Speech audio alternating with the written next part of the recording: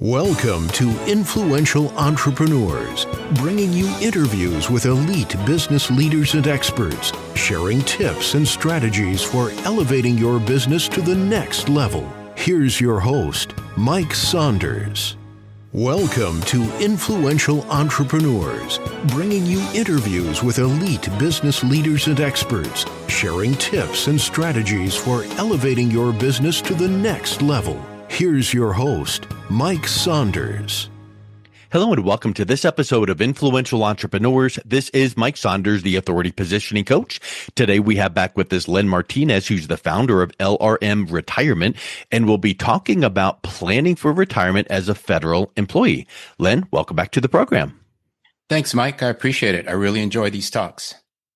Yeah, I love your fresh, clear, simple approach to explaining topics that sometimes can get confusing. And I can only imagine that retirement is a broad topic, but retirement for a federal employee could pose some additional challenges to understand. So where do you start when you're working with a client who's a federal employee?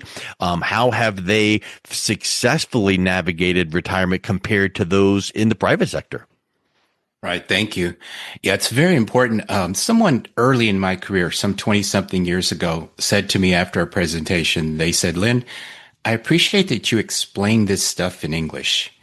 And I took that to heart, and I've tried to make that the case every time I stand in front of a group of people or I'm sitting with one of my clients at their kitchen table doing detailed work. The financial planning services market is very complex. Products are very complex. It's very important to make sure that we understand and we use language that people can relate to and repeat. Well, being a federal employee adds another layer to that because the federal retirement program is unique. It has things that are, in my opinion, excellent, among the best in terms of benefits, but they're very unique. And if you work with an advisor that's not familiar with them, there's some critical mistakes that could do things like cause a widow to lose her health insurance later in life. I mean, it's that serious, and the mistakes cannot be undone. I've been working in the federal marketplace.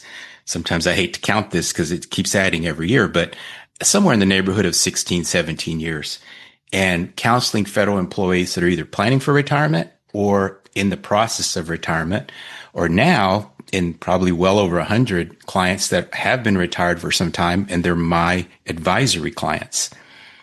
The benefits that a federal employee has are good, but they're different. They're different from the private sector, and they're even different from other public sectors. Right here in Texas, we have TRS, which most teachers are a part of.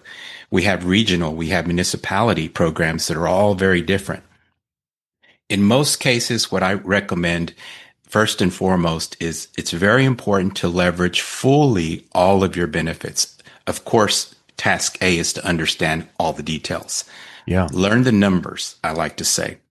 Outside of the federal government, people get confused as to when does Social Security start? When is Medicare? Do I have Medicare? Do I need Medicare? When do I have to take money out of my IRA? Those dates, 62, 65, 67, 70, 73 or 74, some of those have changed over the last few years. So even the things you may have learned 5 years ago, the laws have changed. In the federal marketplace, or or I should say federal employees, you have a whole different set of numbers you have to know in addition to those. What is my minimum retirement age? Can I retire and not have 20 years and still get some kind of pension? How do I do that? Do I keep my medical insurance? Do I need Medicare? Those are questions that are very unique and need to be clearly understood before a person starts to fill out that paperwork. It's really important to fully know what are all of these benefits and to fully understand them, because it's one thing to understand, the main ones, but what about the ones you just didn't even think about? So I think that's really a huge point that you bring up. So let's talk a little bit about the specificity of that plan. So how can federal employees maximize their benefit from that TSP to make sure they've got that secure retirement? Yeah, this is where most of the conversation centers around. Once someone has understood their benefits, so to speak, they're going to look at what they have available to them. For example, you've got your pension. Almost anyone in the last few years that retired under FERS. Prior to that, we had SERS. Your advisor should know that. Benefits are very different. But for a first employee, you're going to have a pension that you're going to be paid the rest of your life. If you manage it correctly and if you do your paperwork right and you elect to, you can also cover a spouse after you pass away.